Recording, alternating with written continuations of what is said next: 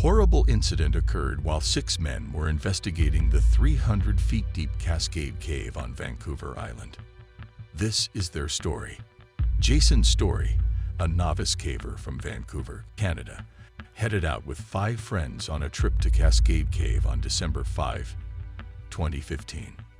When he kissed his wife goodbye that morning, he never imagined he'd never see her again. Jason is new to caving. He had only visited 4 other caves prior to their trip to the Cascade. He's 43, a stocky father of 2 toddlers. Andrew Munoz, a former cave guide, introduced him to caving. Andrew is now a paramedic. If something went wrong, he would know what to do. Jason and Andrew drove through the pouring rain to the parking lot of a log cabin near Port Albany at 6 a.m. on December 5th. They were with 2 other pals, Adam Shepard, a paramedic, and Zach Zariski, a cook and volunteer firefighter. The key they acquired after signing a waiver would open the metal door leading into Cascade's little well-hidden entryway. This shows how deadly this cave can be. Cascade is a mile long and 338 feet deep, full of winding curves and exceedingly tight squeezes, a claustrophobe's nightmare, and soon, Jason and Andrew's nightmare. The 4 friends met up with the remaining 2 members of their party, computer programmers Matt Watson and Arthur Taylor. They drove about half a mile on an obscure trail before halting in a clearing to inventory their gear. Ropes, harnesses, carabiners, 2 backpacks containing a small gas-fueled Jetboil stove, food, water, a first aid kit, and a Mylar space blanket resembling aluminum foil. The group was as prepared as one can be for the difficult caving ahead. At 10 a.m., they arrived at the Cascade entrance, which is hidden on the ground and easily missed if you aren't looking for it. They pushed open the metal door and descended a 30-foot aluminum ladder, each anchored to a rope with carabiners. They tied the key to the bottom of the ladder. They moved down a narrow corridor lined with sharp boulders, illuminated by their flashlights. Water drip may be heard in the background. That trickle soon became a gentle but regular flow, a foreshadowing of tragedy. But the group was unaware of it. It was 41 degrees Fahrenheit, rainy and uncomfortable. Adam's back, which had been hurt a few weeks before, began to twinge about 45 minutes in. He informed his friends that he couldn't go any longer. Matt guided him to the door before returning to his waiting pals. They continued to explore for the next 90 minutes, marveling at Mother Nature's rugged landscape and delicate creations. They crawled, marched, and slid through the difficult passages and corridors of the cave. As Andrew once told Jason, everything in sight was erratic. They were soon approaching Bastard's Crawl, one of the cave's distinguishing characteristics. The very narrow passageway, hardly wide enough to stand in, leads to a short, tight downward. Andrew asks his friends to crab walk to get through.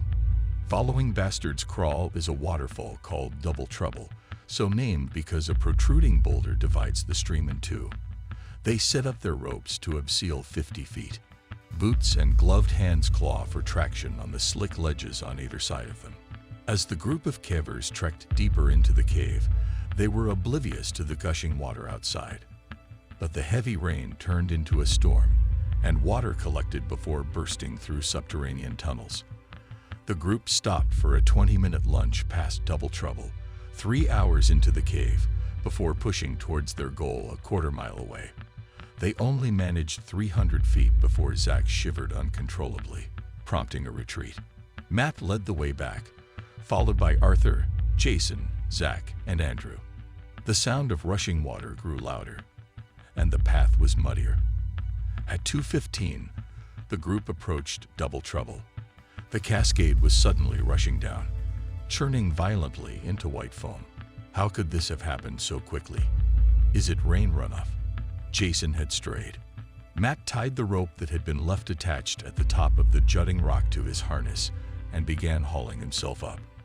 Climbing up was significantly more difficult than rappelling down.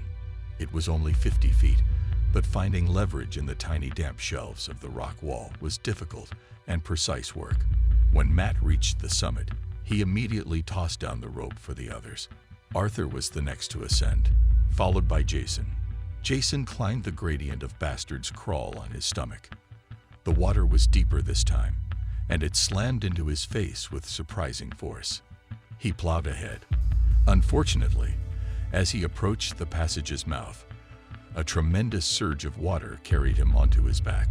Jason was quickly underwater, and the water pressure was enormous. It was fast approaching behind him. He'd be pushed out onto the sharp rocks below if he didn't get out of the crawl quickly. Jason had been trapped for 5 minutes. He attempted to call for aid, but the rushing water made it difficult for him to breathe.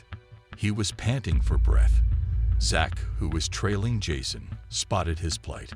He promptly contacted Andrew for assistance. Andrew acted quickly. He scurried to the bottom of the crawl and peered up at Jason, who was in a perilous position despite being only a few feet away. He instructed Jason to float up by stepping on his shoulders, but Jason's foot became stuck between rocks, ultimately trapping him in the tiny opening. Andrew fished about in the rushing water to extricate Jason's foot. Jason finally emerged from Bastard's Crawl 20 minutes later. He was fatigued, his eyes were closed tight, and he was gasping.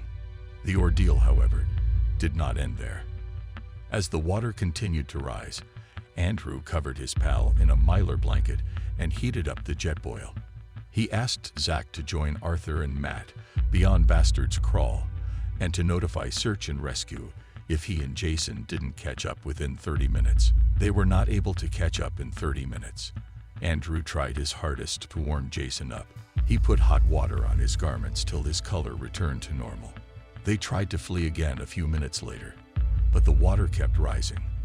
When they reached the top of the crawl, there was only 4 inches of space between the water and the ceiling, which was insufficient for them to hold their heads up and breathe. Fortunately, Jason saw a ledge large enough for the two of them to perch. 6 p.m. They were 200 feet below the surface, huddled together under a blanket Zach had left them 3 hours before in order to conserve batteries on their headlamps. Because their jet boil had run out of fuel, the two were mostly in the dark.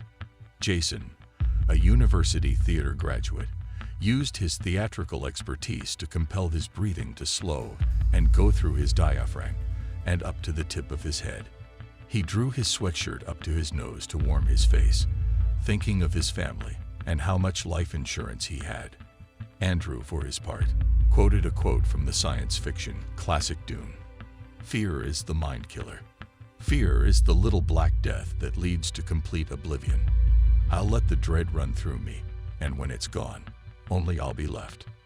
Both guys were terrified for their lives and the lives of their companions, wondering if they would survive. There was no indication of rescuers as the water outside the cave continued to rise.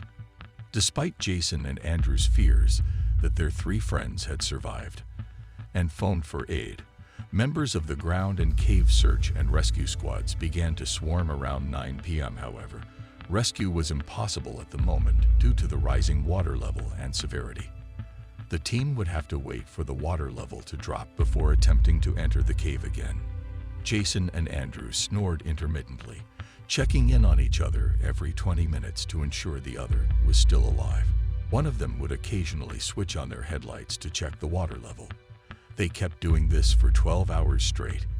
At around 5 a.m., the water began to recede. After an hour, it had dropped low enough for the two to keep their heads above water and attempt to flee. Over the next 90 minutes, the two fought their way to the cave's entrance, muscles throbbing and tired. They waded through chest-high water until they finally reached a tunnel high enough for them to walk erect. They noticed lights flickering in the distance ahead. Jason had only one thought: they were successful. And there we have it, folks. If you enjoyed the video, please hit the like and subscribe buttons, as well as the bell icon, to be notified when we post another tragic cave incident.